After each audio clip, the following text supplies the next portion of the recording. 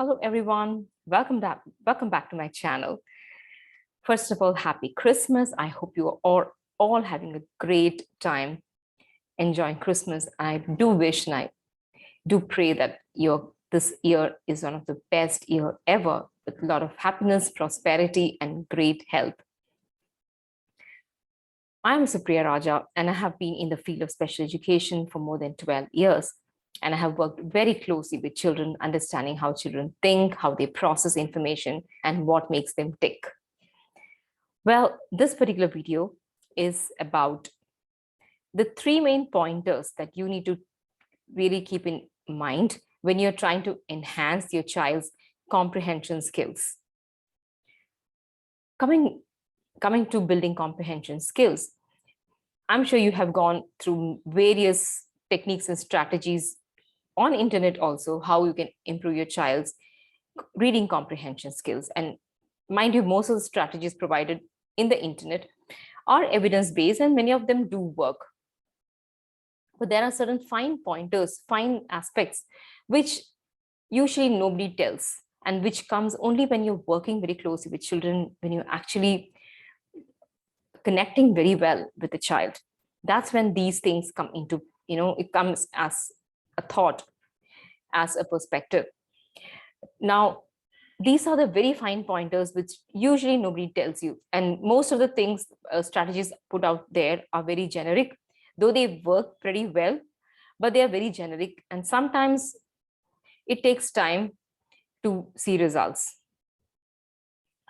But if you keep these three pointers in mind, the journey will be much more easier. You'll also feel more confident when working with your child while building his or her reading comprehension. Now, what are these three pointers that you have to keep in mind when using any particular strategy? The first pointer is always pick just one or two strategy. Don't do everything that's been put out on the internet, or even if your school psychologist or your doctor has mentioned, any of the strategies given by them. Don't just try everything together. Just pick one or two strategies maximum that you resonate with and you feel that you can actually try it and you feel the confidence to try it. So just pick one or two, and you got to keep repeating the same strategy again and again and again consistently. So the first pointer is, yes, repetition and consistency is the key. So how long you need to repeat? You might think it could be a couple of weeks, like 3 weeks, 1 month. Sometimes it can even go to 3 months. So yes, you have to be patient, and you got to keep repeating the same strategy and trying out and seeing, when your child actually picks up that strategy, when your child is able to understand that, how the core of that, the cracking the core of that particular strategy to enhance his or her comprehension skills. So repetition is definitely the key. It's not just a strategy, but repeating it. Like they say, repetition is the mother of learning. It is. It's not just a strategy, but doing it again and again and again and again, the same thing. That's when you actually start seeing results. The second pointer is any strategy that you're applying, try and customize it. Now, what do you mean by customizing?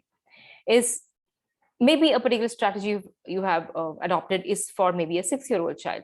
And you might notice that your child, though he or she is 6 years or 5 years, is not responding to the extent that you would expect, or to the extent that they are claiming it, that it's good, claiming it to be effective. The simple reason being you haven't actually understood your child and tweak the strategy to suit your child's learning needs, to suit your child's readiness levels and skill levels. Now you might ask, okay, this is kind of complicated. How do I customize it? I'll give you a very simple example. Now, when you're usually trying to build reading comprehension, one of the strategies provided would be asking questions. Okay. Yes, it is a powerful strategy. So when your child has finished reading a story, or when you have finished reading a story, it's good to ask questions to know how much your child has understood. You're actually checking for their understanding of that particular story, of that particular passage. You need to know, right, whether they are just reading it like a word collar, or whether they are actually understanding what they're reading. The one way you can get the feedback is when you ask questions. Now, how do you ask questions? One is asking questions end of the passage. Other one is asking in between while reading. You're just checking, pausing in between after every passage or every paragraph or after every 2-3 lines and checking for understanding. That is another way you can customize it. The third is how you ask questions. Whether it's the way it's printed below the story, the same question in a very generic way, or are you trying to simplify it based on your child's understanding? For instance, if another example I can give you here is that, okay, you want to know whether the child has understood the story. So one question you're asking is, okay, tell me which character in the story you found was very positive or was very, was a very nice character. This, if you're asking for a 5-year-old, many times the child will say, oh, I like this particular character. And you might ask, why do you like it? The child may probably even answer, I like the character because he or she was very nice, the person was very kind, the person was very gentle, very helpful, whatever the answers. There's a high possibility a child, 5-year-old or 6-year-old will answer that. But that is also a possibility that a 5-year-old or 6-year-old may not really answer that also, depending on his or her level of understanding and abilities. So many times they may not know why they like a character. They may just say, like, I like that character because you asked that question. So they have to answer something. So they'll say, yeah, I like that character. But they may not know why they like the character. Or they may take a lot of time to even process why they like it. In that case, what do? You might think, okay, I have given a very simple question and yet my child is not able to answer. What do I do? And you might think, okay, this strategy is not working. It's not like that. You have to customize it. You will have to probably go more simpler on that. Maybe you will have to provide with more examples.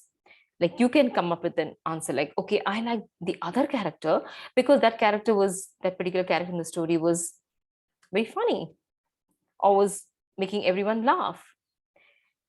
So that then your child gets an idea, okay, this is what is expected of me also. This is the way I'm expected to answer. I might have to answer like, okay, why I like a character because of his or her particular nature. So you give a clue, you give an example by you also answering the question the same way. Then that's a very good possibility that the child will comprehend what the question is. So the level of comprehension of conversation questions will get better and better.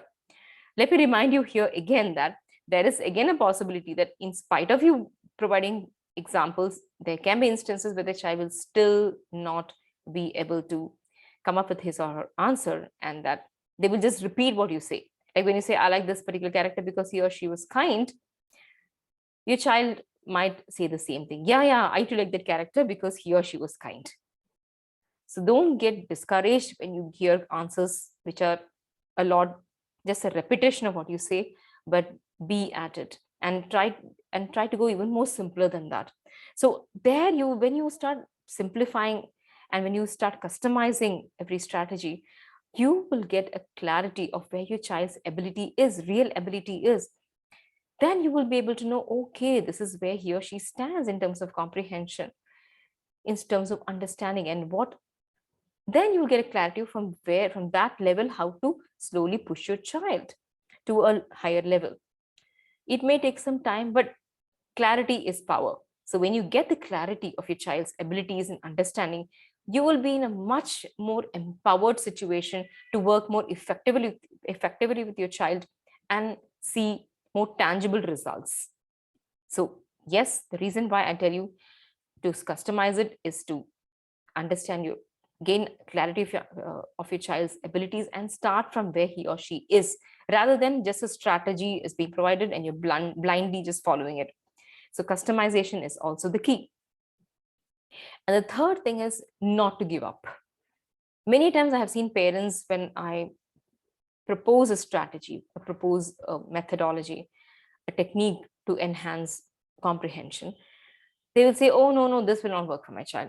My child just can't try this. It's just too difficult for my child. My child just can't grasp this.